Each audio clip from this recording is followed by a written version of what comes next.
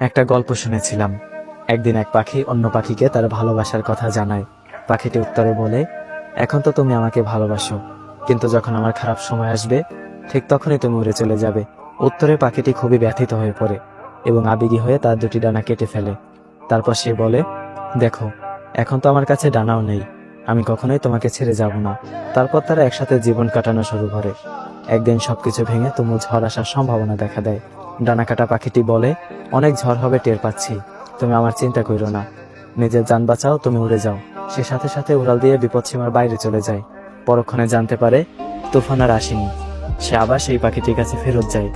গিয়ে দেখে পাখিটি মারা গেছে, আর তার সাথে একটা চিঠি পায়। সেখানে লেখা ছিল, যদি তুমি উড়ে যাওয়ার আগে শুধু একটিবার আমাকে বলতে, আমি চলে গেলে তোমার কি হবে, তাহলে হয়তো আমি তুফান আসার আগে কখনোই মরতাম না। এই পৃথিবীতে এমন কিছু মানুষও ঠিক উড়ে যাওয়া পাখির মতো। তারা চায় তাদেরকে কেউ সবটুকু দিয়ে ভালোবাসুক, আর যখন কেউ বাসে তাকে তার বিনিময়ে দেয় এক সমুদ্র পরিমাণে বেদনা। এই মানুষগুলো ওয়াদা হিসাবে শুনতে চায়, কখনো ছেড়ে যাবে না তো, কখনো বদলে যাবে না তো, অথচ একটা সময় পর এরাই ছেড়ে চলে যায়।